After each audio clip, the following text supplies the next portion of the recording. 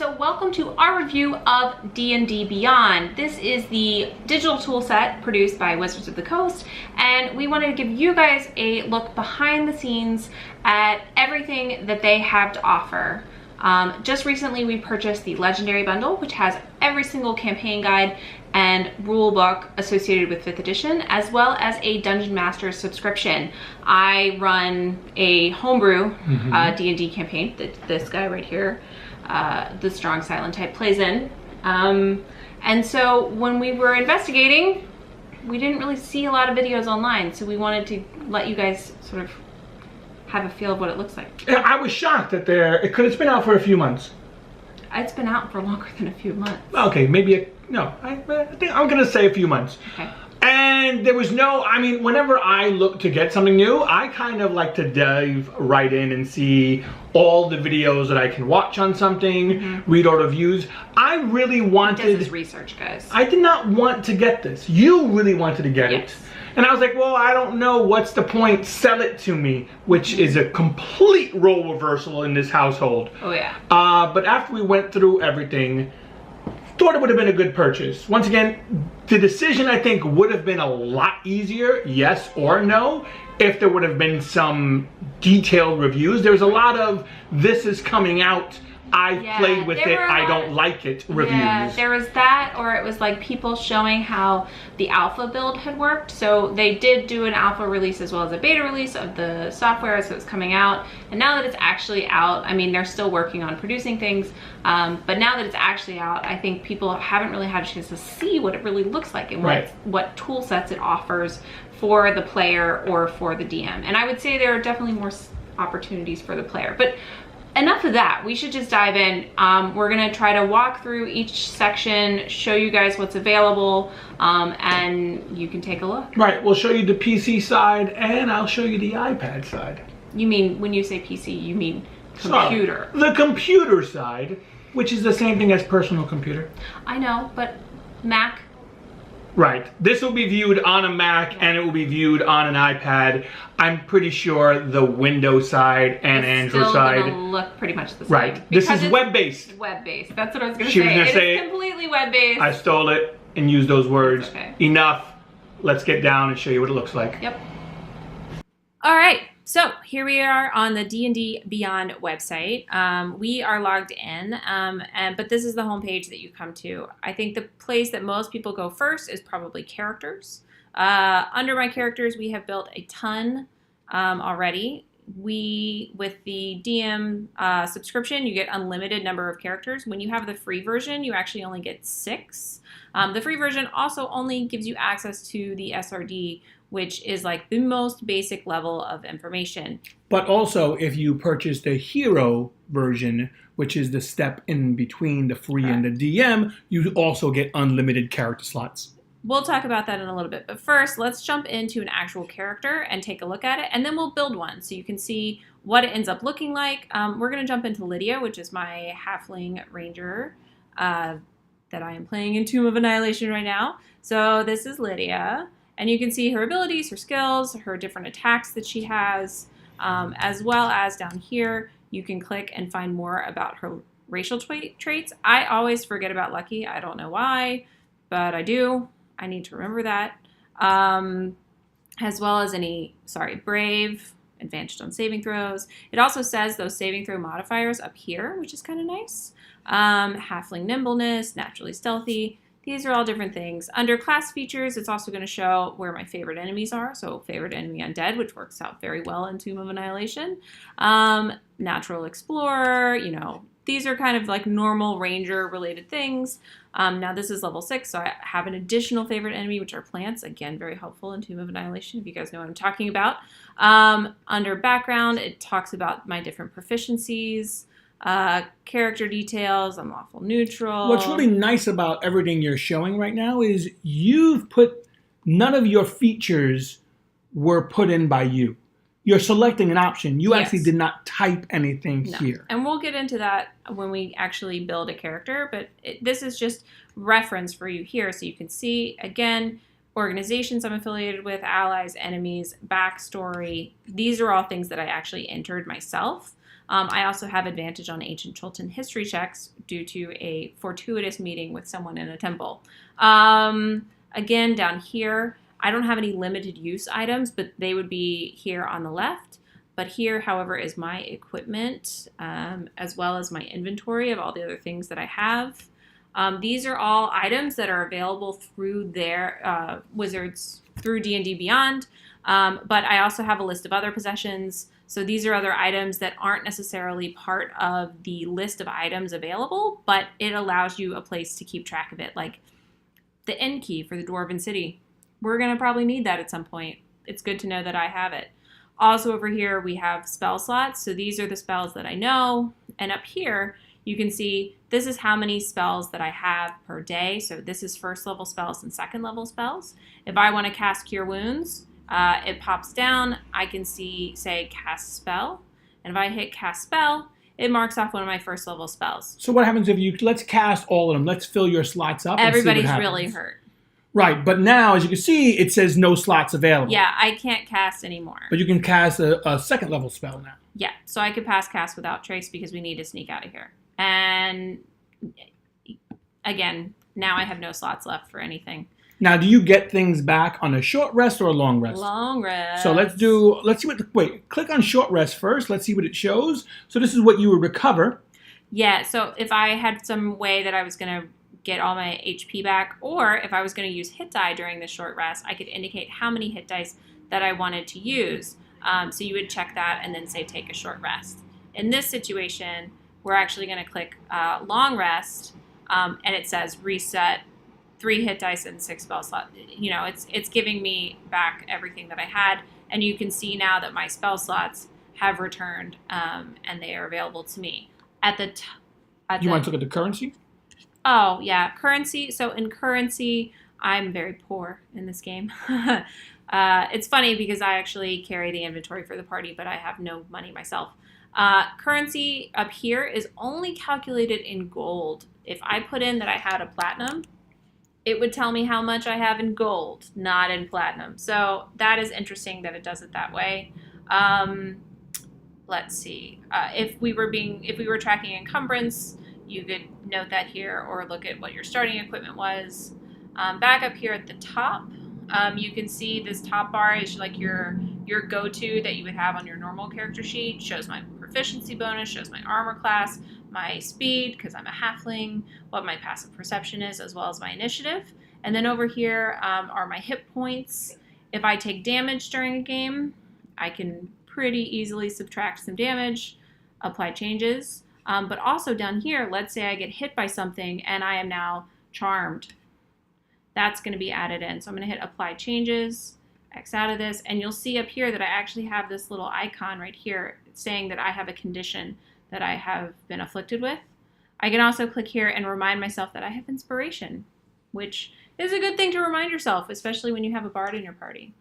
Back over here, I can also edit my character really easily, manage spells, as well as use the short and long rest buttons, or even export my sheet. So if you want to print your sheet, you don't want to take your sheet with you to play, you can export your sheet and it's going to turn it into a PDF that has all of sort of the normal things you would be used to seeing on a PDF. I would say the one thing that I see, it even pulls in my other items that I have.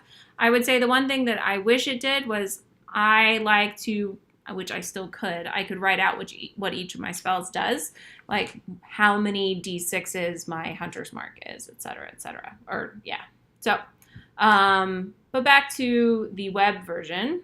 That was a fully built, usable character.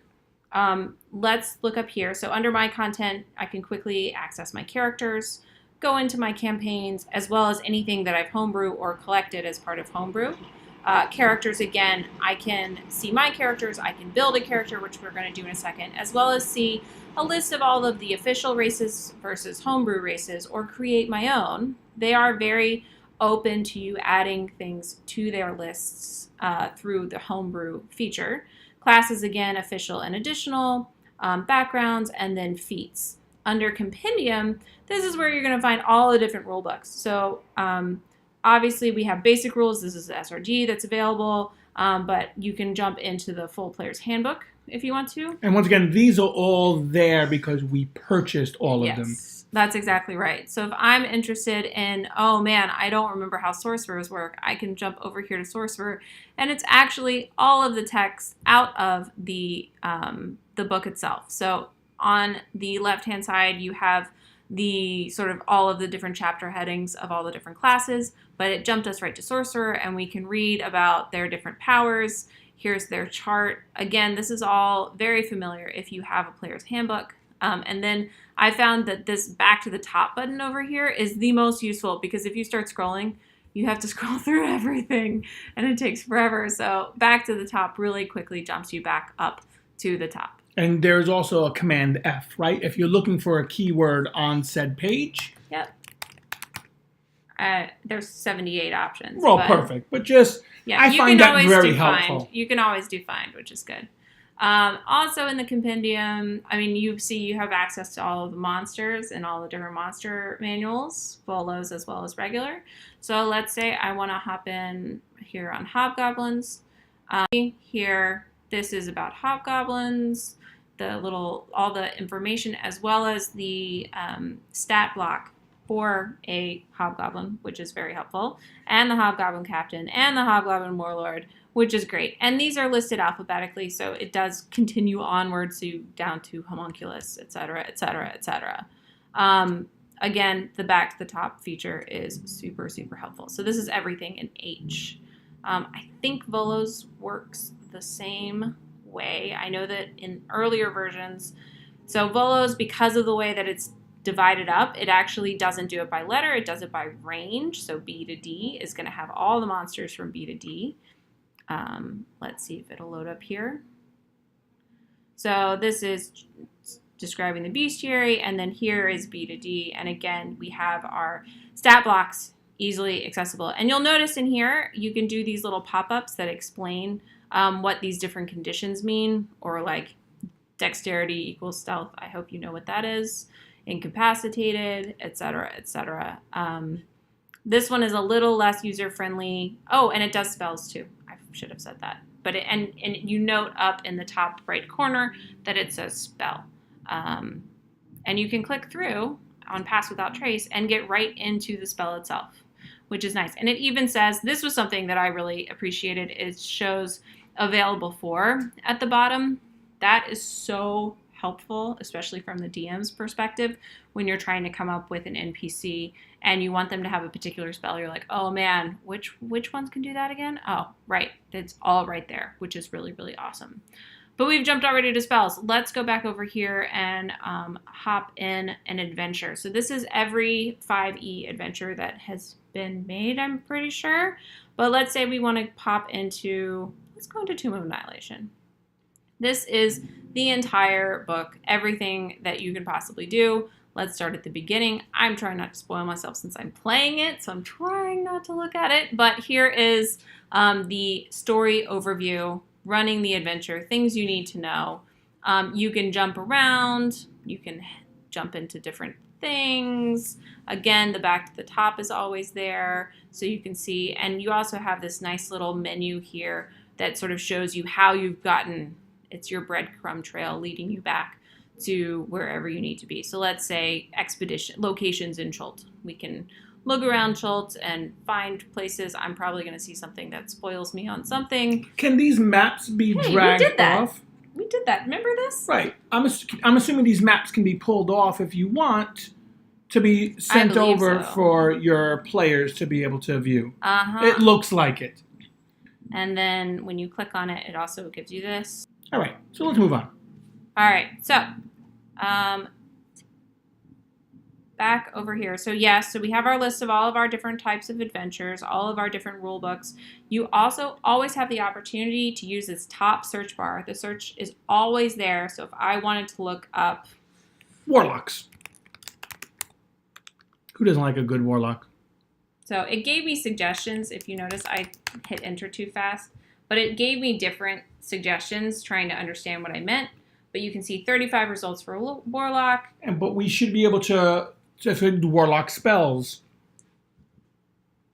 Nope. There are no spells called warlock. It does not work that way. However, it does say that within the compendium, if I had just clicked on compendium, you could see Warlock. Now, if you are looking for spells that are associated with, oh, it jumped to this one, I see. If you are looking for spells, I actually would say you should go to spells, because it actually has a by class feature. So you could easily, this way, say, I want to see all the spells that Warlocks have access to, and here is the list of all the spells. You can say, oh, Eldritch Blast, what does that do again? And it pops down and shows you very quickly what Eldritch Blast does. Again, this is from, it's going to say the same things on the detail pages that it says here, but it allows you to pretty easily manage checking out what each spell does. You can also see that it does by school. If you're old school and you prefer to look at it that way, you can do it that way. I mean, I know that's going to be helpful for wizards, but it also has, we're going to talk about homebrew in a minute, but you can also look at just all spells, and they have really nice filtering features here if you're just looking for cleric spells, and then you want it to be what are the 6th level cleric spells, because I just leveled up. You can see these are all of the 6th level spells for clerics that are available. And these, again, are from all of the books, including Xanathar's, which is pretty awesome. Under items, it's sorted by magic and by equipment. Again, this is similar to spells, where you can see there's sorting options up here if you want to look at different types of weapons. Again, these are magic weapons. So +1 longsword, here are different types of ammunition, berserker axe. There you go. You now know everything you might need to know about it. And it says where it comes from in the bottom right-hand corner. The same goes for general equipment listing. So this could be anything here. Alchemist fire in a flask. Alchemist supplies. Again, these are all alphabetical. If you need to buy a barrel, now you know that it costs 2 gold and it weighs 70 pounds. So you better get somebody strong to carry it. Monsters, again, this is how you can get in. Instead of going through the different compendiums, through the monster manual or through Volos, you can actually go straight into monsters and search. So let's say, oh man, they need to fight some elementals. This is when you're planning for your players to hopefully not die. But here are different types of elemental creatures. Yes, and you can also even show, okay, I need the challenge rating. Actually, you know what? You guys need a harder challenge. Let's do something between 4 and 6. You guys are level 4s right now, so let's make it a little more challenging. And here are some options in the 5 range water elementals. Maybe you guys are going to fight some water elementals. And here are the options. Here are all of the stat block and action options for the water elemental, with a nice little picture here as well, just as reference. Marketplace. So this is where you're going to go to sign up or purchase things. Marketplace is where you can buy all the books. This is, it's showing me that I kind of have everything already. But if it didn't, it would say the price of each of these items. You can see it says content unlocked under each of these. So I already have access. Okay, and then under the forums button, this is where people get together and can talk about anything. This is, this is their forum board, just like you would have on Reddit or on Facebook or wherever it is you prefer, Discord, wherever you like to chat. They have their own version of chat through old school forums. They even have play-by-post, which I think is like so old school and awesome. All right, so now that you've seen all the tools, why don't we get into building a character? So under Character Builder, there are 3 options. You can do Standard, Quick Build, or Randomize. Standard, you can create a character making choices using a step-by-step approach. All of them, both Standard and Quick Build are step-by-step practically, but let's do a Quick Build. You think, Kara? Let's do a Standard. I feel like most people would want to do Standard the first time around. All right, so Standard character, you can randomize your character name if you want to, using Fantasy Name Generator, which I'm pretty sure anyone who's played D&D has been to that website to come up with names. You can allow homebrew content to be included for this character. You can allow critical role content to be used. And the critical role pretty much just means... It's the Blood Hunter class. That's all that's been added. Which Matt created. If you wanted to use playtesting content, they just announced that they're allowing Unearthed Arcana and other things to be added in here, which is dangerous in my mind because it could get confusing. But playtest content, how would you like to advance, whether that's milestone or XP? Do you want to use encumbrance? Some people do, some people don't. I usually don't. And then how is your hit point type done, whether that's fixed or manual? Do you roll a dice when you level, or is it always the same amount each time? Let's do fixed. And then show unarmed strike. You normally turn it off, but let's leave it on so we can see what it looks like. All right, so Drealy is our character's name. Let's pick a class. So when you are doing this using the free version, you only have access to things that are available in these basic rules. If you see here, all sources are now available: basic rules, elemental evil, player's handbook, sword coast, turtle package, and Volo's guide to monsters. So we can pick from this enormously long list of different types of playable creatures. And there's load more because it just keeps going. All right, so let's make a tabaxi. I've never played a tabaxi before, so I have no idea what they do. But that's pretty awesome. Here's all of the general information, so you can read about it before you pick it. You don't have to. But let's choose a race. Excellent. And it's saying these are all the different things that I potentially will have. This is the same stuff that was on the other side, and then it lists my racial traits at the top. Next, we will choose a class. See, Blood Hunter, available from Critical Role. I haven't actually looked at it yet, but we can wait and do that another time. I actually want my tabaxi to be a warlock. Oh, let's sorcerer. I want to see some magic spells being picked. Okay, let's be a sorcerer. All right, sorcerer, excellent. This is showing what my hit points are, what my hit dice is, my proficiencies, spellcasting. I have to pick a sorcerer's origin, etc., etc. So let's add the class. And over here, I can select what level I want my tabaxi sorcerer to be. I'm going to make a level 10. Wow. Because why not? So it really walks you through it. This is saying select my proficiencies. I should take Arcana. I should take... Intimidation. They're a cat. All right. Well, cats can be intimidated. I'm going to say what if insight, you're allergic? Because cats know a lot of stuff. Sorcerer's origin. I'm going to say shadow magic. Because, you know, cats. Mm-hmm. Meta magic options. These are twists on my own spells. So I notice you're not clicking on everything. You're just clicking on what has an exclamation point. Because it means I have to do it. Okay. Since I don't know much about this, let's do quickened. Nice. Empowered. And extend. At 4th level, you get an ability show improvement, and since we're making a 10th level character, well, we'll get to do it twice, but let's do... Now, it's going to say what ability do I want, even though I haven't rolled ability scores yet. Let's pick... Just pick something. It's not real. Constitution. It's not real. I know. I'm like, oh man. Well, yeah. If I do this, yeah. Then what does this mean?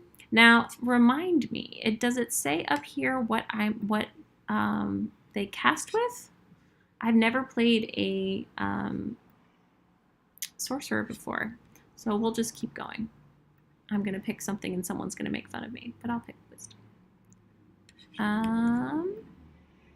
I'll take a feat instead, and you can see a very long list of every feat that they have, although compared to Pathfinder, this is nothing. They're going to be a ritual cat. Oh, a warlock? Sorry, I meant You're a sorcerer. My bad.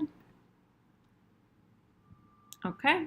It's saying the prerequisite is that my intelligence or wisdom is 13 or higher. Okay, good to know. Because next, we're going to get to ability scores. Now, they give you the option for a standard array, a manual, or a point buy. Let's do standard. So I'm going to say... Now, you would never do this. You would always roll. I like rolling. That's what I prefer. Let's do some more, though.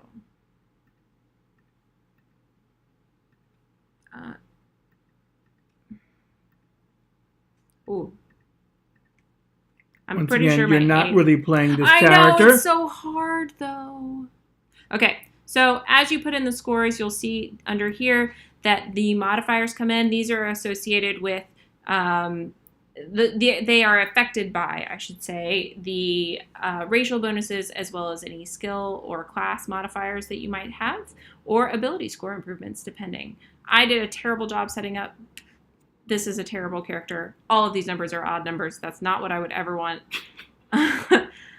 Choosing a background. I'm just going to pick Acolyte just for the heck of it.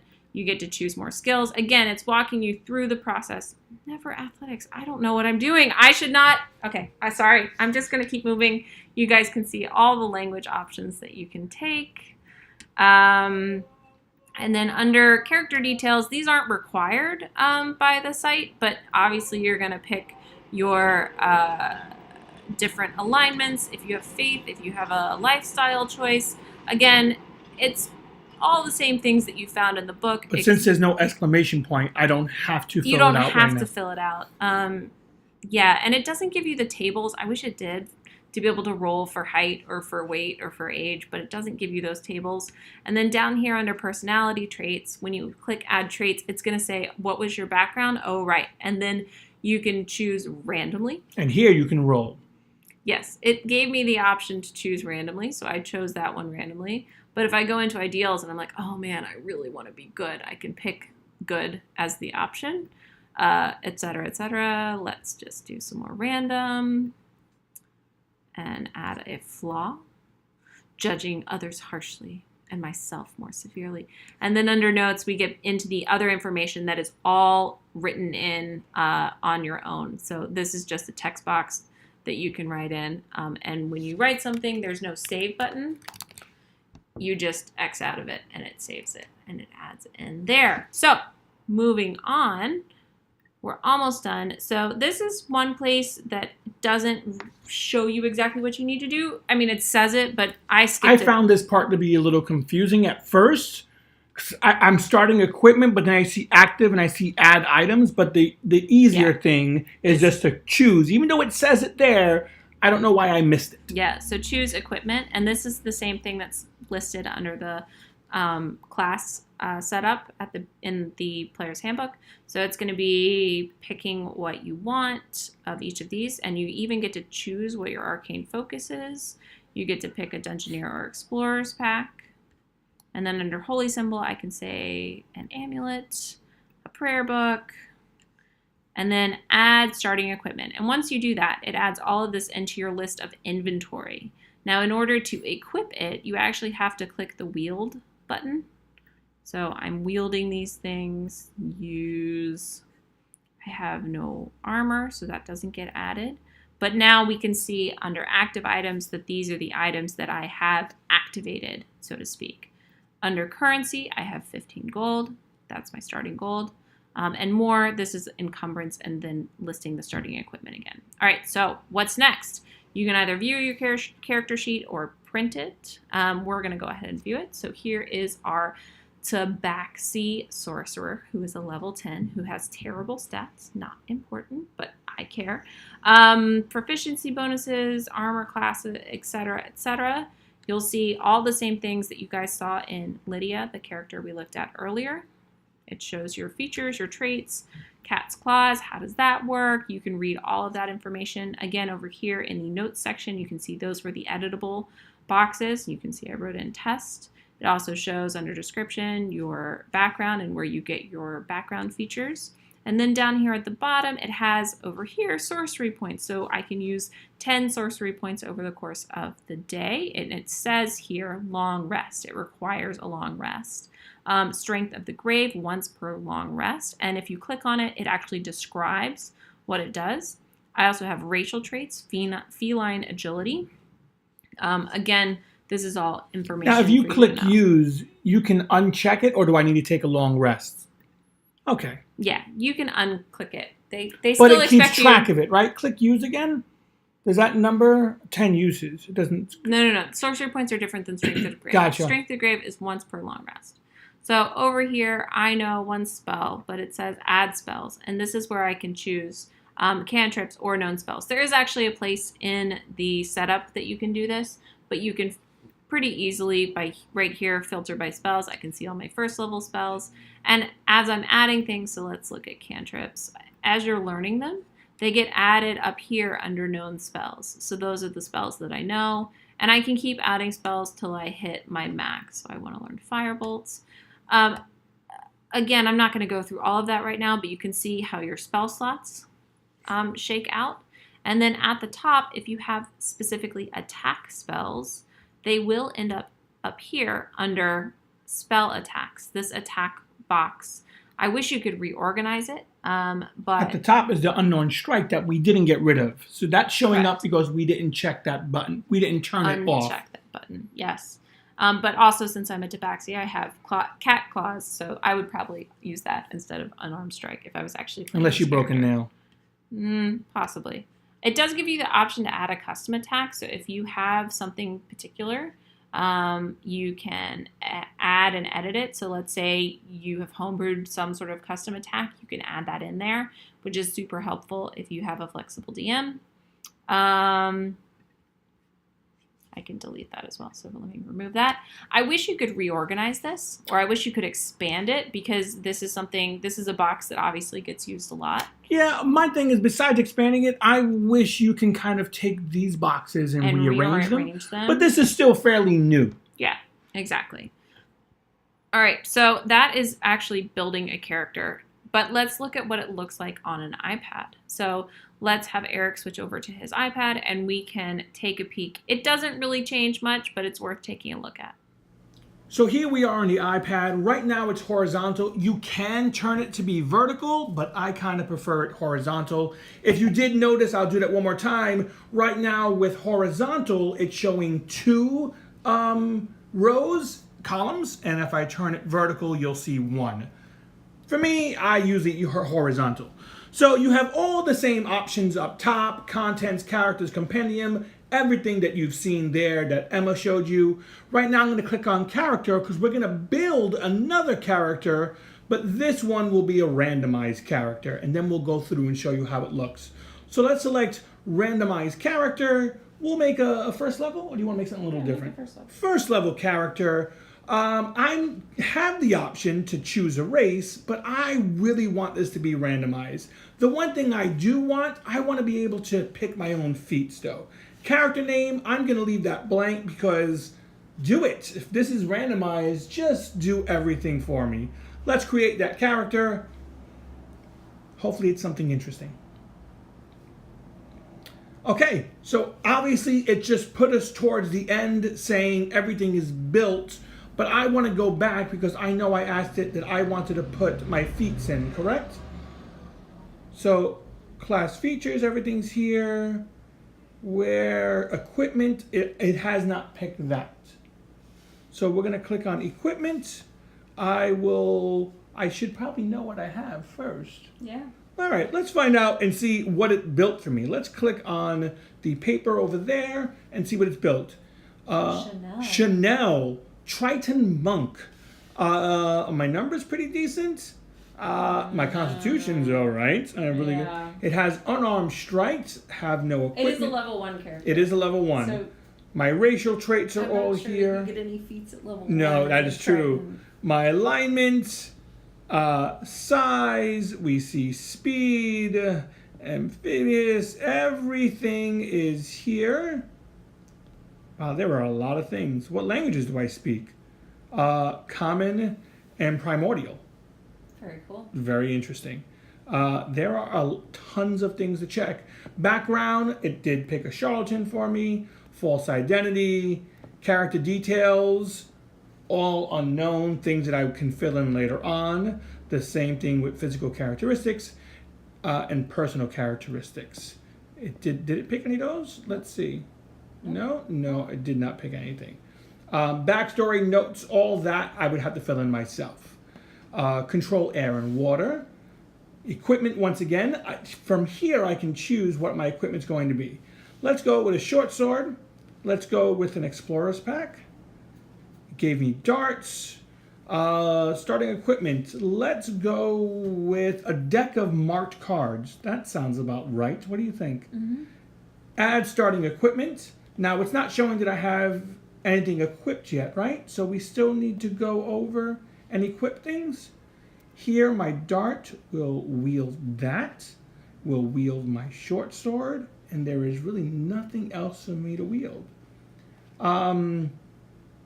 Let's see, did it pick everything else for me?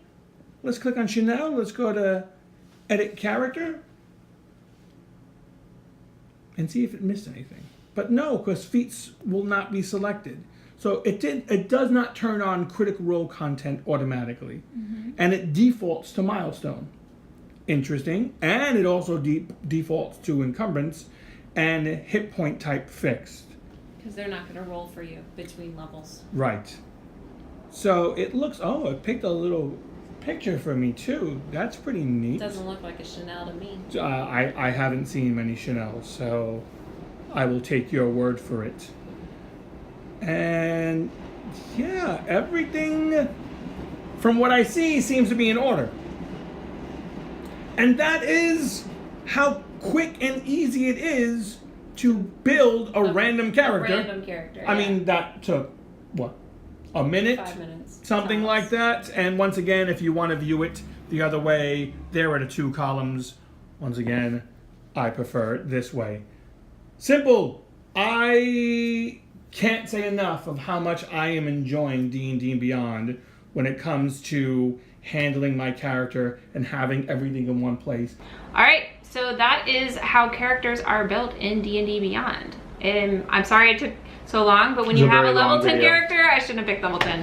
Anyway, 8,000 options. Yes, that's exactly right. I'm a big fan. I really enjoy, like I said, we weighed a lot of pros and cons.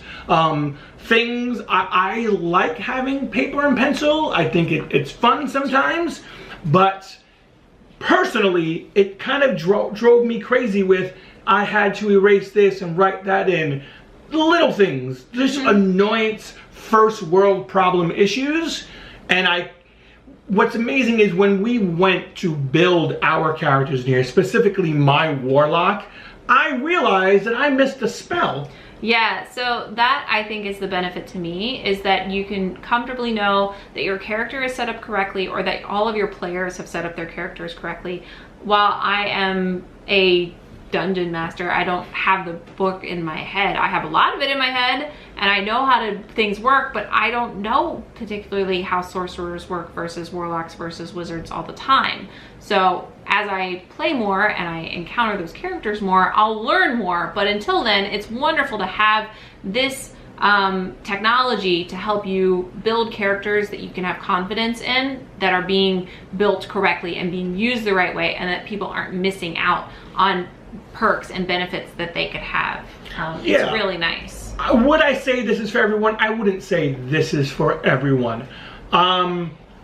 But I would kind of say, if you are getting interested in D&D and you're starting out and you don't own any books, I would highly recommend someone to go this route as opposed to having the physical book.